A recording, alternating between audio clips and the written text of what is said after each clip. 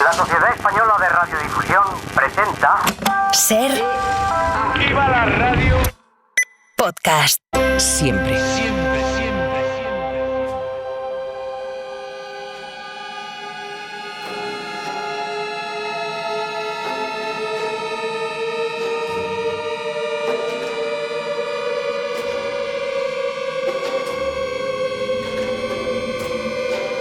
En la cadena SER,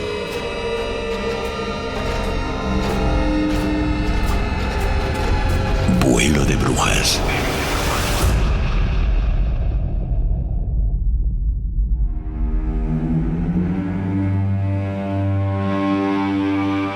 Historias para escuchar al anochecer.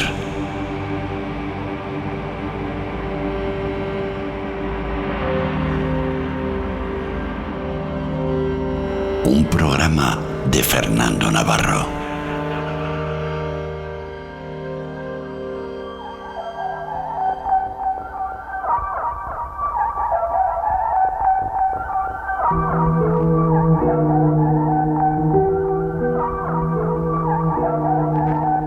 Fernando Navarro, para este programa me pediste que me leyera Rasomón y otros relatos de Ryunosuke Akutagawa, libro maravillosamente editado por Satori, por cierto, dentro del cual está el relato que has escogido, El biombo del infierno. El biombo del infierno, sí, que además yo no lo leí en ese volumen del que hablas tú, que recoge otro relato, yo lo leí en un volumen en el que solo está ese relato que edita en España Nórdica Libros, en esta colección que hacen de relatos y de libros breves ilustrados. En este caso, sí, está ilustrado por Marta Gómez Pintado, que es una gran ilustradora que trabaja mucho con ello, y me interesaba mucho este autor, porque además es un autor muy prolífico, muy interesante, muy atormentado, y me gustaba la idea de un autor que además no se dedica, como otros que hemos traído, exclusivamente al terror, sino que recorre una paleta muy amplia de temas, pero en este caso hace un relato especialmente original y es un autor especialmente original al ser también japonés. Yo no le conocía, pero luego he visto que es un autor bastante traducido en Occidente y muy importante en Japón, al que estudian en las escuelas. El biombo del infierno, el relato, me hizo reflexionar hasta dónde es capaz de llegar un artista para sublimar su arte, para trascender, para pasar a la historia. ¿Qué límites está dispuesto a cruzar? En el caso de Yoshihide, el prota, todos y más, claro. Y cuando los cruza, llega el terror. Sí, ahí se esconde el terror principal. Yo creo que el terror o digamos el miedo que todos tenemos, que es perder nuestra identidad, ¿no? Y de alguna manera el arte es un sitio donde puedes perder fácilmente la identidad si la obra te seduce o te posee, ¿no? Como en estas, por ejemplo, esta saga de Demasiada pasión por lo suyo, estos sketches de Muchachada Nui, que van precisamente de cómo artistas dejan de ser quien son, Van Gogh, Bela Lugosi, Houdini, por su propio arte, ¿no? Totalmente. Pues mira, he contactado con Marian Bango de Satori, esa editorial especializada en literatura japonesa, que tiene un catálogo muy selecto y unas ediciones impecables, como bien sabes. Precioso, Satori, sí, qué maravilla. A ella le he preguntado quién es Ryunosuke Akutagawa y le he pedido que nos hable sobre este relato. Akutagawa es un genio de la literatura no solo japonesa, sino universal. Resulta una figura fascinante per se, por su forma de ser, por su vida y por su trágica muerte. Se suicidó en 1927 ingiriendo una dosis letal de veneno y dejando para la posteridad un catálogo de relatos maravilloso. El biombo del infierno explora los límites del arte, hasta dónde debe llegar un artista para lograr la máxima perfección y belleza en su creación artística. Como siempre, la literatura japonesa juega con la ambigüedad. El protagonista del biombo del infierno se llama Yoshihide, y los sinogramas que Akutagawa emplea para escribir este nombre en japonés tienen dos posibles lecturas. Por un lado, bondad suprema, lo cual resulta bastante irónico en el caso de este protagonista que es tan desalmado y cruel, y por otro, excelencia superlativa. Akutagawa buscó siempre la excelencia superlativa en su escritura y lo hizo a toda costa, como el protagonista de su historia, que logró su objetivo. Y también, lamentablemente, como el protagonista de su historia, también Akutagawa puso fin a su vida. Qué maravilla y qué bien cuando alguien te permite acceder, como la editorial Satori y como Marian con su saber, ¿no? Acceder a una literatura tan misteriosa de un país tan misterioso como Japón y poder ya entrar en una librería cualquiera y encontrarte con sus libros que te permiten eso, acceder a un mundo tan misterioso. Era uno de las dos cosas que más me interesaban de este relato. Por un lado, esa adaptación del mundo japonés y de la corte japonesa a las cortes barrocas españolas y a esa obsesión de los pintores barrocos por su obra, que creo que puede estar muy bien traída, o que yo creo que está bien traída. Y por otro lado, la gran diferencia entre lo que es el terror occidental y el terror oriental, y esas dos maneras de concebir el horror, ¿no? Pues precisamente también le pregunté a Marian por este tema, ¿por qué diferencias ve ella entre el terror en Oriente y en Occidente? Y esto es lo que me ha contado. Personalmente creo que el terror japonés tiene una dimensión más existencial y más profunda que el terror en Occidente. Y aunque se incluyan elementos sobrenaturales, siempre tengo la sensación de que el terror japonés se percibe como algo más real y más amenazante. Por ese motivo quizás se trata también de un terror más universal.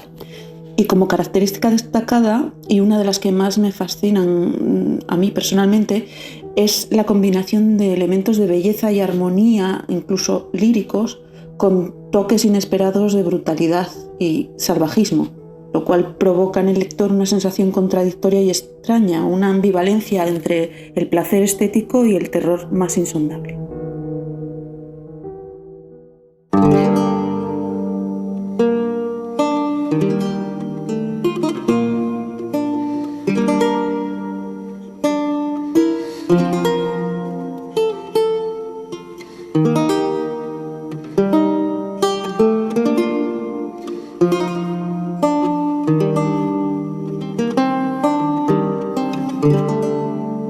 Vuelo de Brujas presenta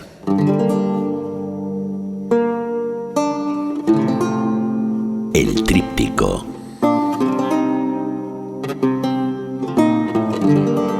A partir de El Biombo del Infierno, de Rinosuke Akutagawa.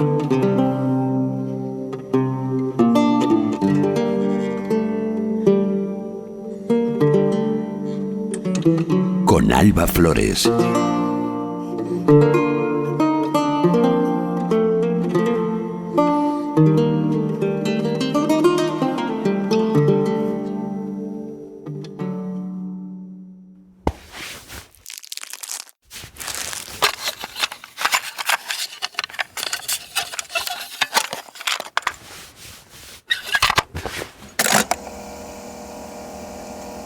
La siguiente grabación forma parte de una audioguía del Museo Casa Kraus de Toledo, creada por la empresa de eventos Art Concepts Sociedad Limitada y perteneciente a un usuario desconocido. Fue encontrada tras las labores de limpieza de escombros que siguieron a los misteriosos eventos que sucedieron en dicho museo el 6 de noviembre de 2023. El Cuerpo de Bomberos de Toledo ha cedido en exclusiva dicha audioguía, cuyo sonido ha sido restaurado por nuestros equipos.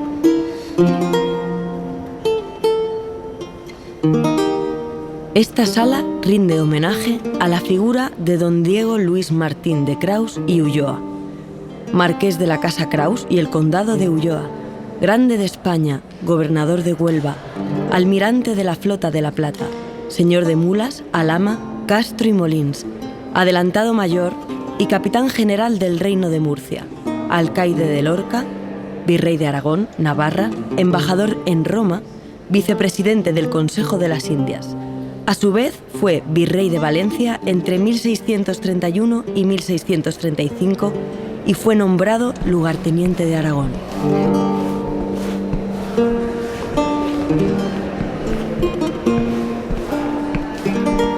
En esta vitrina podemos recorrer la contribución de su familia aparte de las colecciones del museo original, del que toma el nombre, ya que fue su heredero, 18º marqués de Kraus, fallecido sin descendencia en 1925, el que legó la gran mayoría de piezas de su colección, como el palacio que la custodia, que fue construido entre 1880 y 1887.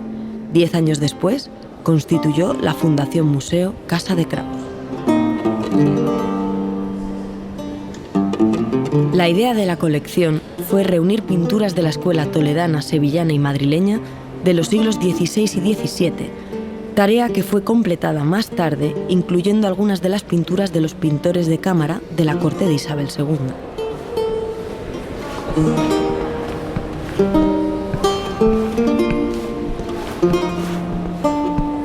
En este árbol genealógico podemos ver que el marqués dejó varios hijos y enviudó en 3 ocasiones. De segundas nupcias casó con Luciana María de Toledo y Portugal, con la que tuvo 4 hijos. La figura principal de la red de contactos fue su madre, ya que como aya del rey, gozaba de la confianza de la reina y durante muchos años fue la persona más próxima al rey.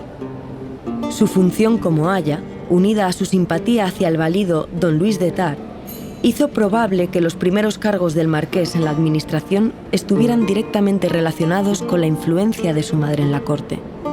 Situó a la gente de su casa en los puestos clave del poder, oficios de palacio, secretarías, juntas y consejos, y empleó los recursos de la monarquía para fortalecer su propia red clientelar mediante el ejercicio del patronazgo.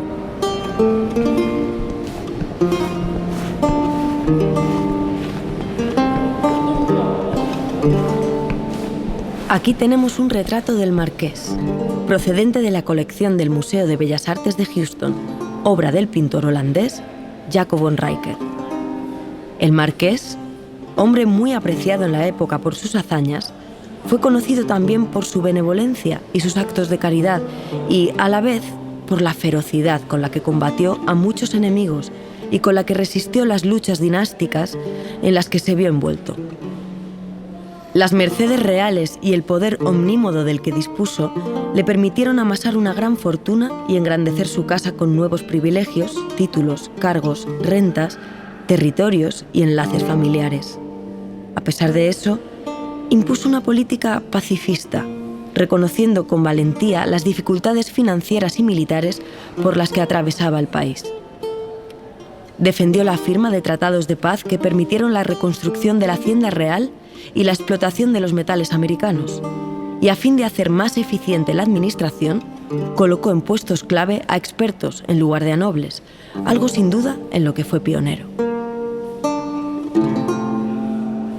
En el retrato, de más de medio cuerpo, con traje negro acuchillado, capa sobre el hombro y cuello de encaje, el marqués aparece con orgullo mientras luce la espada, que era el atributo de los nobles de la época. Tanto la situación del personaje, frontal, como el gesto de la mano, que es algo atrevido, nos dan una imagen de la fuerza del marqués, además de lo expresivo de sus gestos. El autor holandés consigue, mediante unos trazos sencillos, transmitir a la vez los rasgos de un hombre firme, duro.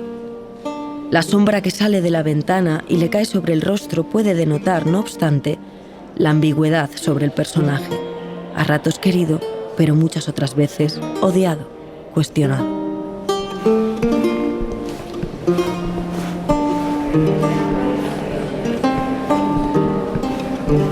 Esta es la única obra de un autor flamenco en esta sala, ya que el resto de las obras que encontramos corresponden en su totalidad al controvertido pintor de cámara del marqués, Juan Verdugo, cuyo apellido nos permitimos decir, en lo que sería una broma macabra, que hace honor a su leyenda negra.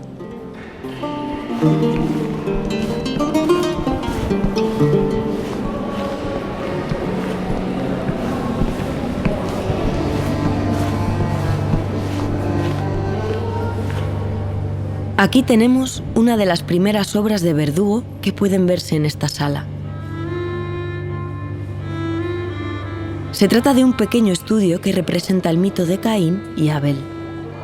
Es un estudio al carboncillo con técnica de clarión sobre papel agarbanzado, pintado en algún momento entre 1653 y 56, y en cuyo reverso se encuentra otro estudio de un balaustre y de un florero. Al parecer, según los últimos estudios realizados, el propio Verdugo se retrató como Caín, mientras que para el rol de Abel usó a uno de sus aprendices, que solían ser también sus modelos. Este es, por lo tanto, el único autorretrato que dejó en vida y el único retrato de Juan Verdugo que ha quedado para la historia, al margen del que hizo el escritor Miguel de Múgica en sus Retratos Imposibles, una sátira dramática no representable en la que se reía de algunas de las personalidades de la época y en la que lo describe como el pintor esquivo, desconfiado y siniestro, con cuerpo de rata, pelo de rata en la cara, de labios oscuros, pues así se quedaron de tanto mojar los pinceles en ellos.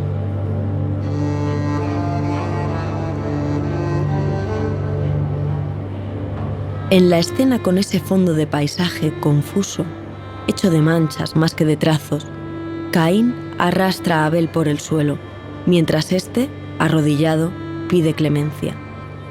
Clemencia que el rostro brutal de Caín no muestra en ningún momento, ya que parece presto a asestar el golpe final con la quijada.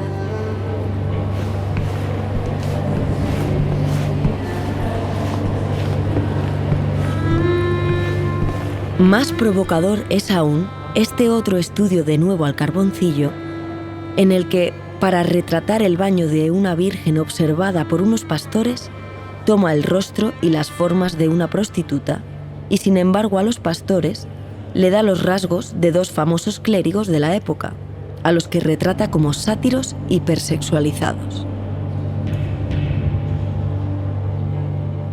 Verdugo siempre fue conocido por burlarse del poder y a la vez por tomar de la realidad a sus modelos.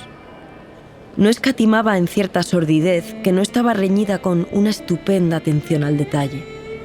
No en vano, a veces firmaba la parte trasera de los óleos con la frase: «He aquí la belleza de lo que es feo, horrible». En estos dos toscos trabajos podemos apreciar a este autor tan inusual.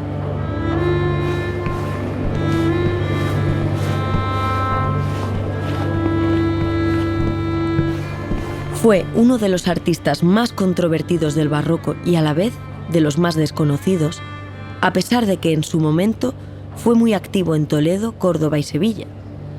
Juan Verdugo tenía una inventiva original y poderosa. Mantuvo una fuerte rivalidad con Murillo, del que fue contemporáneo. No podían ser más distintos, ya que si de Murillo se ha destacado su carácter pacífico, de Verdugo era notable su temperamento, iracundo, soberbio, con un punto narcisista, cuando no tirano.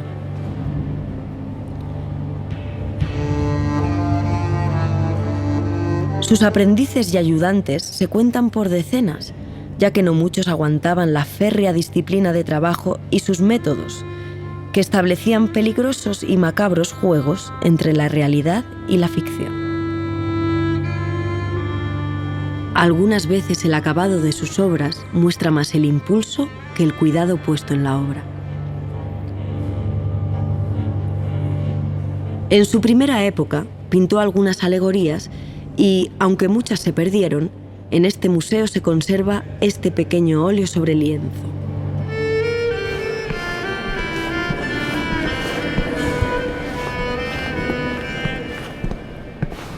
Esta obra titulada «El final es el principio, es el final», es una vanitas, un subgénero de la naturaleza muerta en el medievo y más adelante, sobre todo en el barroco, un género en sí mismo, presente en la pintura de toda Europa.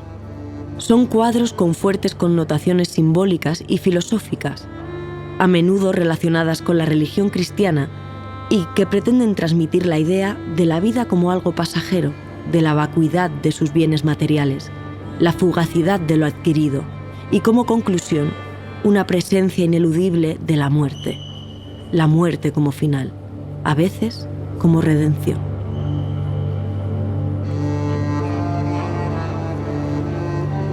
Aunque en este pequeño óleo no estamos seguros de que sean las intenciones del artista, siempre oscuro y extraño. En él se puede observar a una joven hermosa, postrada en un diván, con un bebé en brazos y frente a ella, en la misma posición, vemos reflejado en un espejo a la misma joven en la misma postura, pero esta vez en estado de descomposición. La particularidad de este extraño trabajo es un tercer reflejo que se produce en la jarra de agua que hay casi en primer término, en una mesa. En él podemos ver que es solo el bebé el que tiene rasgos cadavéricos y mama del pecho de la joven, de la que emana una gota de sangre. Aquí se ha ampliado el curioso detalle de la pintura.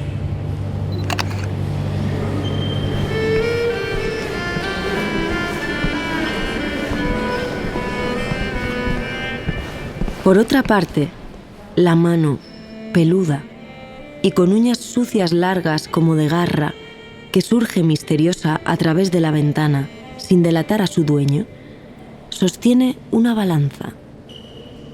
Pero al contrario que en otros cuadros, en los que se exponen a un lado las cosas buenas y a otro las cosas malas, lo que el pintor pone en ambos lados de la balanza son excrementos mezclados con oro. Una idea provocadora y algo grotesca.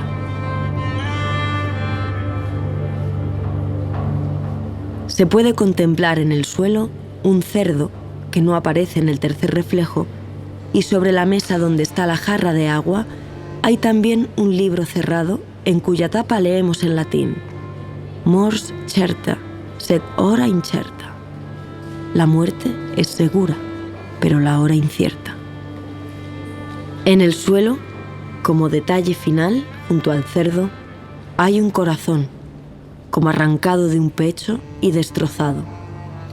La sangre deja un rastro que se confunde con la pulpa de una granada abierta y despedazada.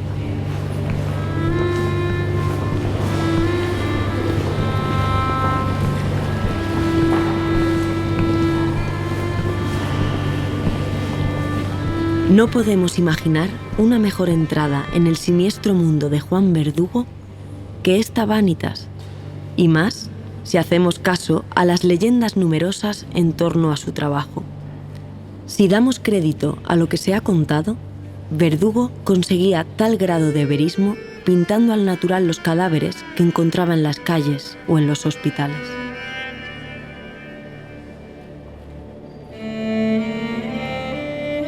De él se ha dicho que era habitual verlo con una máscara sobre el rostro, para poder acercarse lo máximo a los cadáveres en descomposición y evitar las posibles infecciones que emanaban de los cuerpos.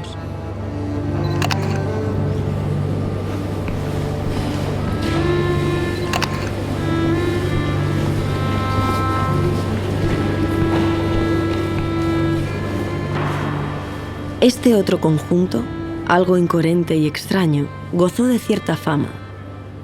Lo macabro del asunto y del resto de la obra, y la fuerte personalidad que tuvo el pintor, al que le encantaban los asuntos lúgubres y repulsivos, resultaron perjudiciales para la fama póstuma y facilitaron que se le acabase atribuyendo a Verdugo, insistimos que el nombre no ayudó, cualquier pintura en la que apareciese un cadáver en descomposición o la cabeza cortada de un santo, incluso si se trataba de pinturas de calidad ínfima. Así pues, se le acabó por llamar el pintor de los muertos, algo que adquirió sentido con el tríptico que veremos como obra principal de esta sala.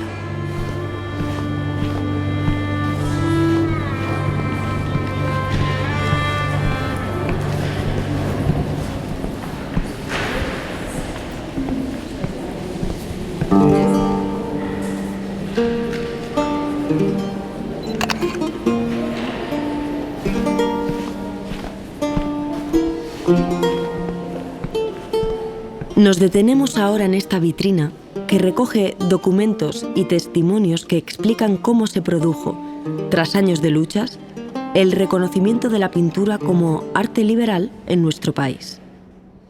Los pintores tuvieron que luchar silenciosamente para defender no solo la dignidad de su arte, sino la valía de su oficio.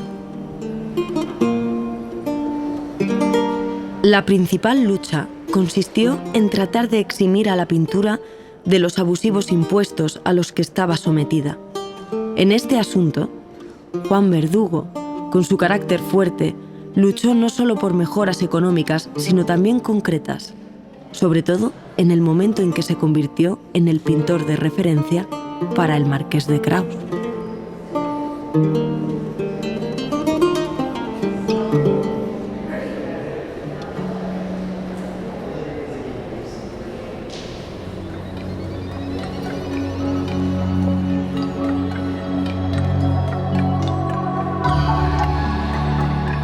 En este pequeño retrato que hizo de Kraus, sin fechar, resalta los rasgos del marqués mediante el uso de un haz de luz misterioso, como si se tratase de una luz que irrumpe en plena oscuridad para cuestionar al retratado, como en un interrogatorio. Es curioso que usara para obtener este efecto tan dramático una paleta simple, compuesta de colores que obtenía del óxido ferroso, ciertos pigmentos minerales, verdigris y carbón negro orgánico. Como detalles podemos apreciar en el retrato la sombra de un mono pequeño, importante para la corte y para el desarrollo trágico de la propia historia de Juan Verdugo. Con el tiempo fue incluso oscureciendo más sus retratos hasta el punto de llevarlos a cierto monocromatismo.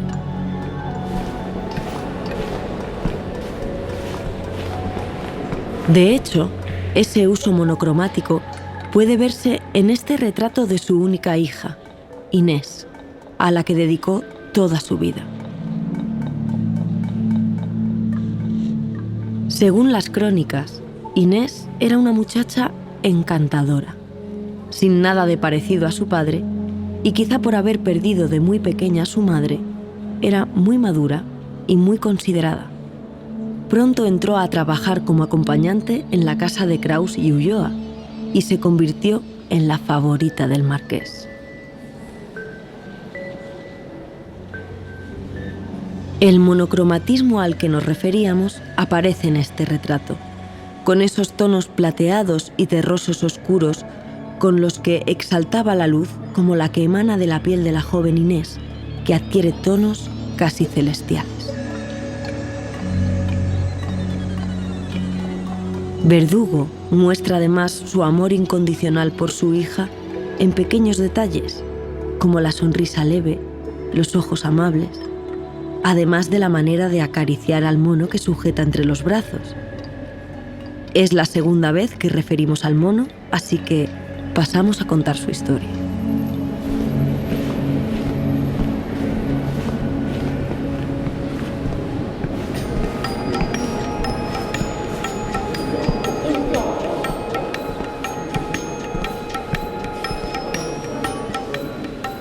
Aquí vemos varios estudios del mono en sí, hechos todos al carboncillo, con la técnica que usaba Verdugo para ellos, difuminando el fondo y marcando mucho los rasgos de lo retratado. Pero, ¿qué historia hay detrás de tan singular animal? Traído por el marqués a la vuelta de uno de sus viajes, parece que por el Perú, el mono pronto fue objeto de burlas, ya que traía a la casa la locura y el caos. Tras una de sus trastadas y con amenaza de matarlo, doña Inés lo protegió y ahí empezó una relación de profunda amistad entre la mujer y el animal. En este otro estudio se le ve con un cascabel dorado que, de nuevo si hacemos caso a las habladurías, fue regalo del marqués a la joven.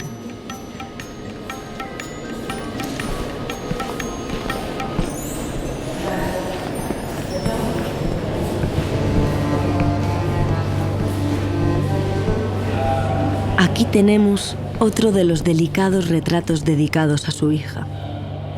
Se sabe que a Verdugo no hacía muy feliz la idea de que su hija estuviera en la casa del marqués y no pocas veces se enfrentó a este sin conseguir nada. De ahí el título de este retrato: La dama abandona la casa.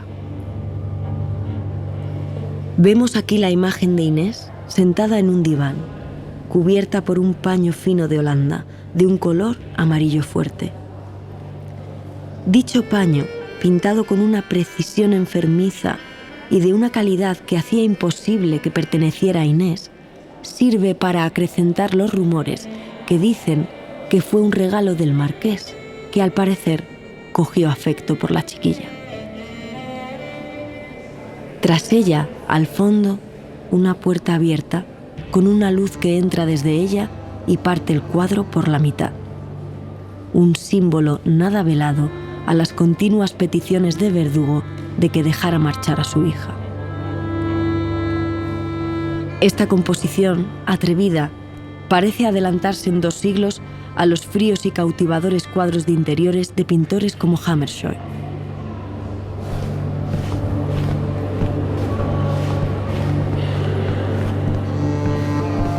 El hecho de que Verdugo se opusiera a la presencia de su hija en la casa del marqués debería sorprendernos.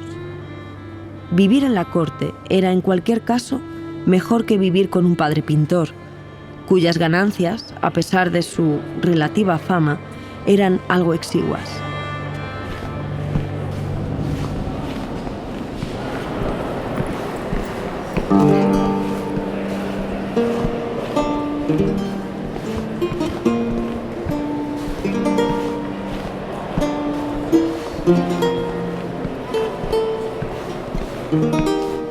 El último de los retratos de Inés Verdugo que hay en las colecciones del museo está fechado pocos meses antes de la trágica muerte del autor.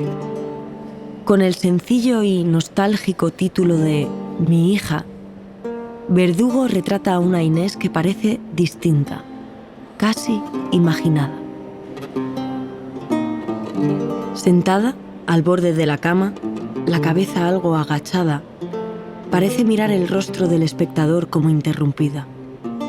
Sus ojos, brillantes, pueden delatar el rastro de lágrimas.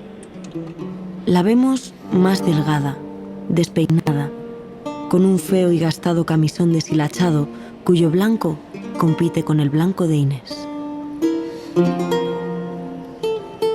El, como siempre, detalle inquietante de la pintura viene en la forma en la que, en el espejo, en un efecto que sin duda Verdugo tomó de las Meninas, refleja por un lado el rostro del marqués, envuelto en sombras imposibles, como si acechara a Inés, y en el otro, el propio reflejo cortado por la mitad de la sombra del pintor que pinta la escena.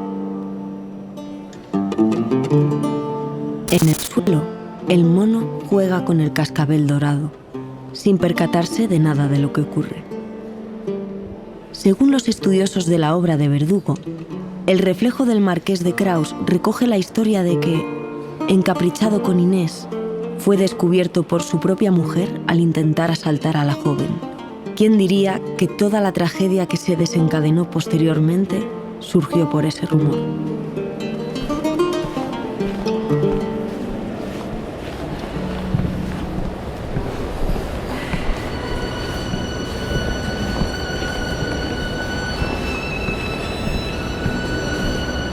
Aquí tenemos otra muestra de la obra satírica de Verdugo. Este pequeño óleo, sin título, de un estilo casi prerrococó, ausente por completo de tenebrismo y claroscuros, insiste en la imagen del sátiro y la joven. Decide mostrar a la joven, que huye del sátiro, con los ojos vendados. Cruza un bosque en el que las ramas hieren sus muslos. El sátiro es mostrado como un señor poderoso al que añade una erección camuflada entre las ramas. ¿Otro cuadro sobre la historia fallida de Inés y el señor marqués?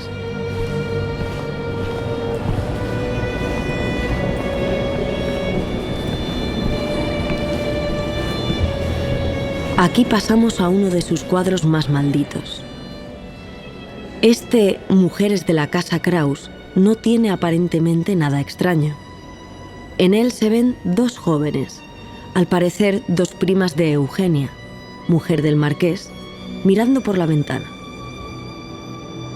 En el centro, la luz, clara, sencilla, impacta sobre una de ellas que mira al espectador, quizá el propio pintor, con una sonrisa enigmática.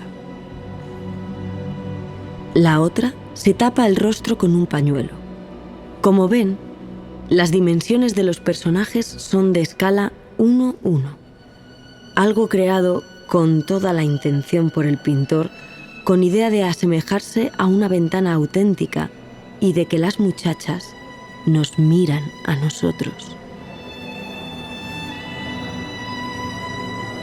Si damos por ciertos los rumores no confirmados y difundidos como datos históricos en cierto volumen del siglo XIX, las 2 mujeres del cuadro fallecieron a los pocos meses de ser retratadas por Verdugo.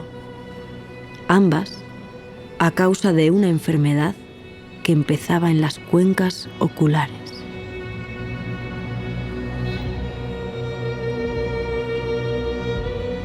En el cuadro, tras someterse a un escaneo de rayos X, como vemos en el panel junto a él, aparecía una tercera mujer que muchos han querido reconocer como la propia mujer del marqués.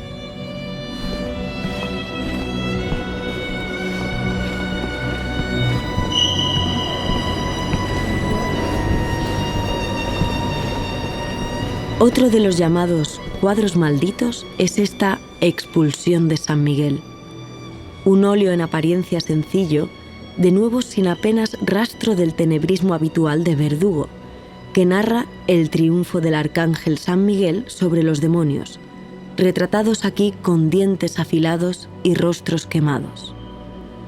Sorprende el verismo de las serpientes que rodean a San Miguel, en especial el detalle de la piel verdosa, que de nuevo en un gesto retorcido de Verdugo es la misma piel que podemos encontrar en el traje del arcángel.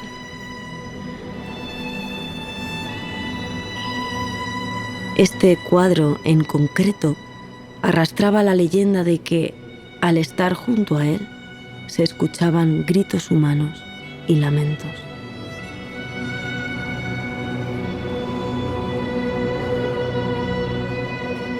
Una vez que el pintor adquirió la fama de oscurantista, nada que hiciera podría estar ya libre de polémica.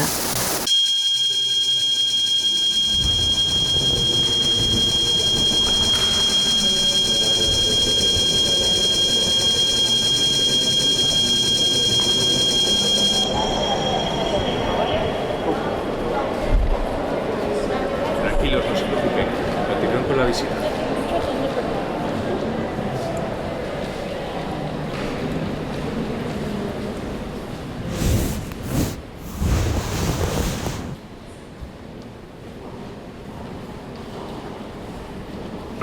El cuadro, los demonios, el estilo de las pinceladas.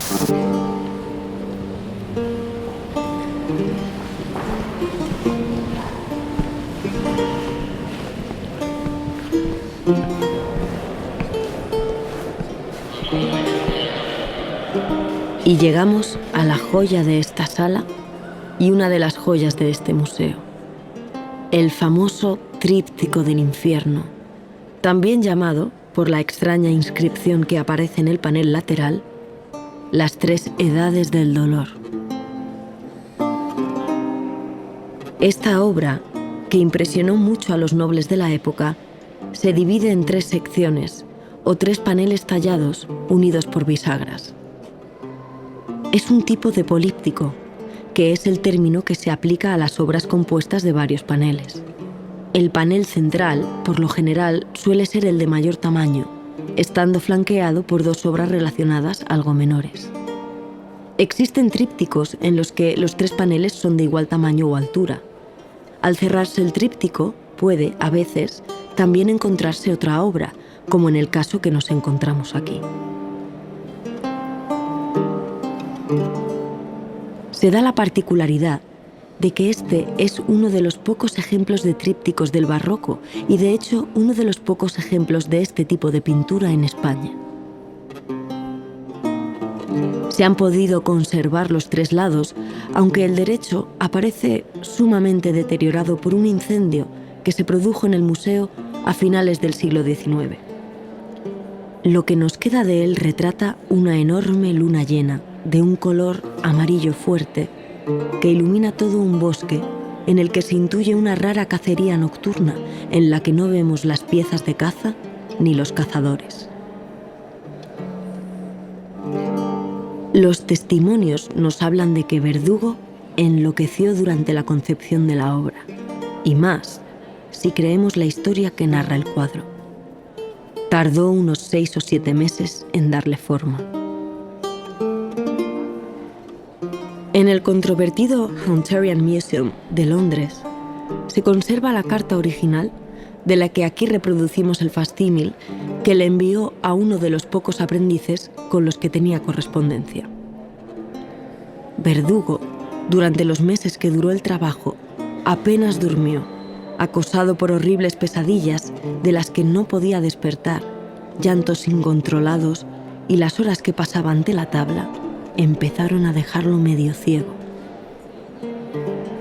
Todo esto lo sumía en un humor melancólico, cuando no en una fuerte desesperación. Los expertos coinciden en que Verdugo acallaba el verdadero motivo de sus pesares, la situación que vivía su hija con el marqués. Lo que nunca ha quedado esclarecido, y en lo que no hay un acuerdo, es en si el tríptico fue un encargo del marqués o una obra propia de Verdugo.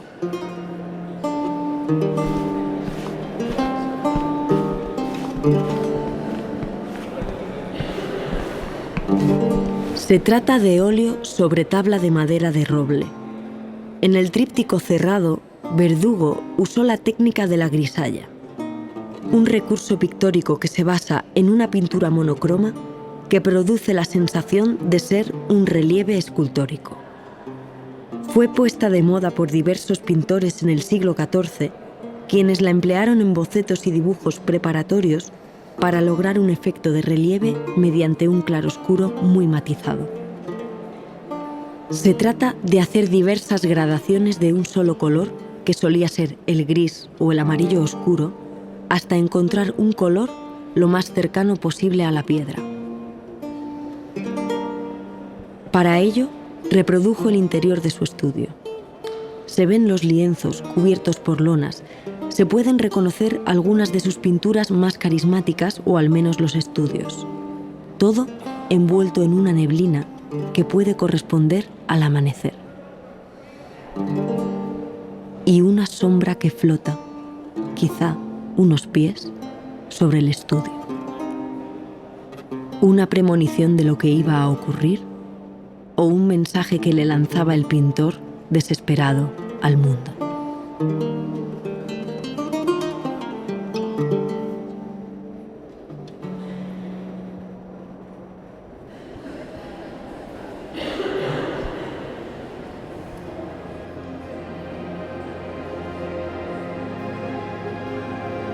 En el tríptico abierto, de brillantes colores que contrastan con la grisalla que lo cierra, encontramos a un lado una escena de distintas torturas.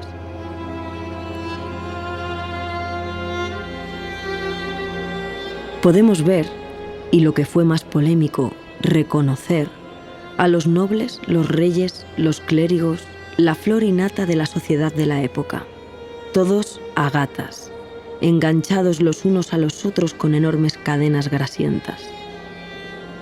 Destaca, como siempre, la atención al detalle, con un hiperrealismo sobrecogedor. Atormentados por carceleros que llevan unas máscaras que reproducen cabezas de toros y de cerdos, de nuevo el cerdo tan presente en su obra, las víctimas de este infierno asisten a cómo les arrancan los cabellos a las mujeres, a cómo son aplastados con rocas, a cómo una gran piedra aplasta a dos hermanos gemelos, al picoteo de unas enormes aves monstruosas. En una esquina siempre se ha señalado la figura del hombre al que 4 caballos con cuerdas desmembran. Aparecen látigos de hierro, lanzas, saetas.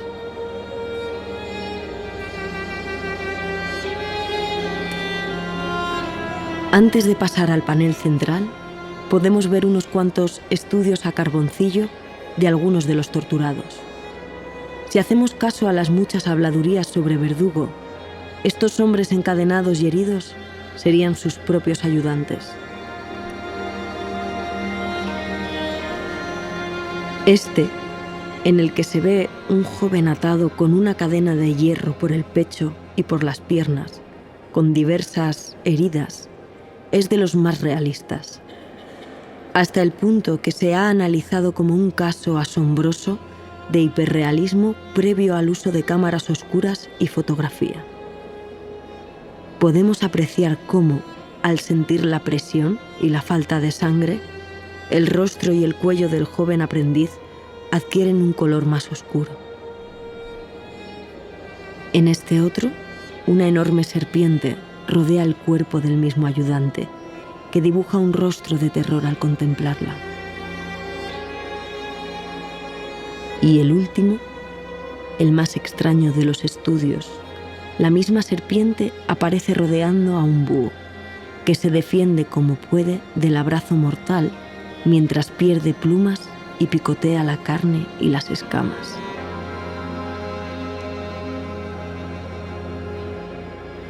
Al fin, pasamos al panel central, donde todo el protagonismo lo tiene tristemente el célebre carro de bueyes.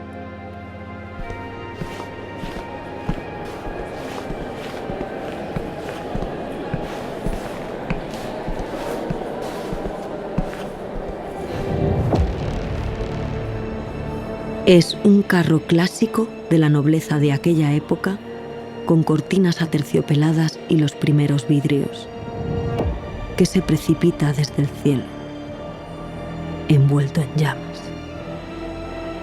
En el centro del carro hay una doncella a la que vemos a través de la ventana. Está vestida con hermosos ropajes mientras su rostro transmite una oleada de dolor imposible de soportar.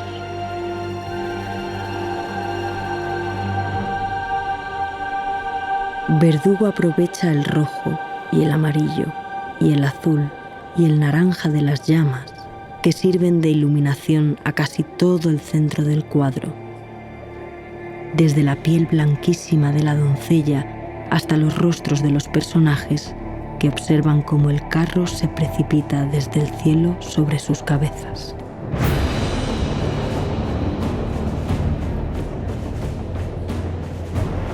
Si hacemos caso a lo que cuentan, Verdugo siempre afirmó, en la carta que guardan en Londres se puede leer, que necesitaba poder ver algo para pintarlo. De esta manera, le pidió al marqués que hiciera arder un carro de bueyes ante él y que en el centro colocara a una dama para verla agonizar y consumirse por el fuego, mientras él tomaba nota de todo. El marqués no dio crédito a la petición del pintor. Parecía otra de sus excentricidades. Verdugo no se rindió y durante días estuvo insistiendo. Era lo que necesitaba su tríptico, la pincelada final. Una noche, Juan Verdugo fue convocado a las afueras de Sevilla, en un coto de caza que había pertenecido al marqués y que estaba ya abandonado. Los candiles en aceite esperaban. Verdugo observó el carruaje ante él. Las cortinas protegían el interior de la vista de los soldados y nobles que habían sido citados por el marqués. El marqués le dijo a Verdugo que haría exactamente lo que le pidió. Dentro del carro iba atada una prisionera cuya piel se iba a derretir y cuyos gritos se escucharían en todo el coto y en la ciudad lejana. Nadie la ayudaría. Verdugo asintió. Cuando levantaron las cortinas del carruaje, al otro lado se encontraba, con un paño en la boca, Inés Verdugo. Los hombres del marqués prendieron fuego al carro y dentro murió, entre llamas, la hija de Juan Verdugo. Sobrecoge del cuadro el sumo detalle y realismo del rostro sufriente, agonizante, que es, efectivamente, el de Inés. Pocas veces en la historia de la pintura se ha alcanzado el horror de una muerte en vivo de una manera tan detallada, tan estremecedora. Como detalle final, podemos ver a una figura que se lanza sobre el carro en llamas. Y no es otro que aquel mono que el marqués de Kraus trajo a su casa y tanto cariño le cogió a la joven Inés. Este fue el último cuadro que el artista pintó en vida. El genial y extraño pintor Juan Verdugo, padre de Inés Verdugo, acabó con su propia vida ahorcándose un año después, coincidiendo con el aniversario de la muerte de su propia hija. Vale, tranquilos, salgamos todos de forma ordenada, por favor. No hace nada, no abre. Tranquilos, salgan de forma ordenada. No hace nada. Vale, todos juntos, conseguiremos abrir. ¿Quién abre? ¡Mira! Venga, va, vamos.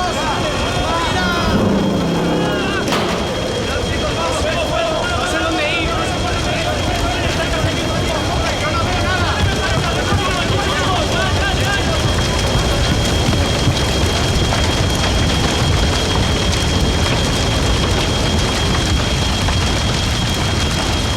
Diseño de sonido Felipe Sánchez.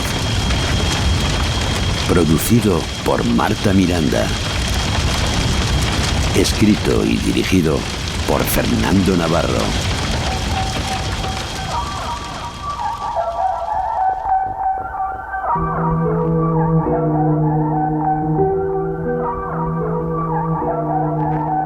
Una cosa que hablábamos que tenemos en común, yo creo que los tres que estamos aquí hablando, es el amor por la poesía, que es una cosa que se está perdiendo mucho en todo, ¿no? Ya casi no hay rastro de la poesía en la música, es muy difícil encontrar poesía en el cine, en la radio, ¿no? Ay, Dios mío, podría llorar ahora mismo. Sí, ¿verdad? Podría llorar, sí.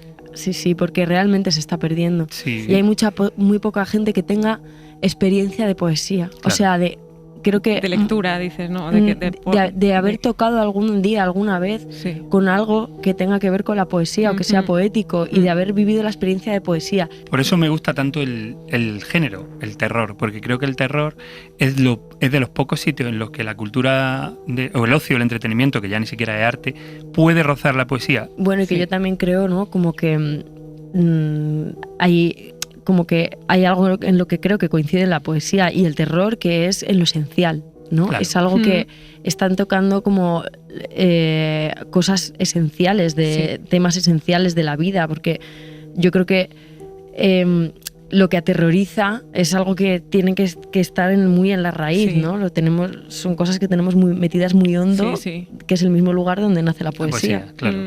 Sí, además en este cuento en concreto, que habla de una cosa que cuando hablábamos nosotros en la charla primera, Marta y yo, esta idea de llevar el arte y el compromiso por algo al extremo. No sé si a ti te apeló, a qué terror o a qué miedo te apeló la lectura, primero del relato original y luego de la adaptación, si te apeló a algún terror en concreto. Claro, yo como mujer, con lo primero que me identifico es con ella. ¿no? Claro, y con pienso, Inés. claro, y pienso como tradicionalmente nuestro, ¿no? Como el lugar que el patriarcado nos ha dejado en el arte es de la musa pasiva, tan pasiva que mira, te van a matar ahí. Como que me identifico con eso, y luego ya pienso, bueno, y yo como artista, y lo que pienso es no hacerme eso a mí misma. Eso sí que me da miedo, y he pasado miedo a veces de decir, ostras, ¿qué me estoy haciendo? Claro. No, ¿hasta qué punto, no puedes hacer esto. O en alguna escena de acción o tal, ¿no? O algún que te quieres entregar y dices, no, ¿sabes? Ninguna necesidad. Es verdad, yo es que veía un paralelismo con el mundo de la actuación un poco también, ¿no? Es decir, tú te estás metiendo tanto en un personaje que para conseguir una especie también de sublimación con ese personaje, ¿no? Si haces de asesino en serie, pues no te vas a convertir en un asesino en serie, pero es verdad que los actores tenéis un poco de llevaros un poco al límite. Totalmente, o sea, y aparte, o sea, en lo físico, en un rodaje, poner los límites ya es importante. Pero añadiría eso algo que todavía más difícil y más sutil y más difícil de ver, que es en lo psicológico. Y es como que ha habido mucha tradición, ¿no? Como desde Stanislavski hasta ahora ha habido muchas escuelas que cada vez en aquella época que empezaron todo como el siglo XX, pues todo el mundo empezó como con lo psicológico a hacer más descubrimientos, y eso fue pasando también en las maneras de actuar, de escarba más, usa todos tus traumas para hacer tal. Eso es. Y yo he visto gente muy dañada por esto. Claro. Mucho, de verdad. Sí. Y no lo recomiendo nada. Creo que hay otras maneras. Claro, hay que Hay poner maneras. límites en lo que tú dices. Creo los que hay límites. otras maneras muchísimo más imaginativas, muchísimo más sanas de crear. De crear, sí.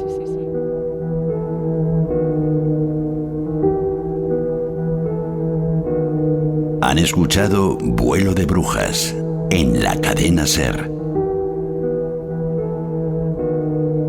La próxima semana, más relatos para escuchar al anochecer.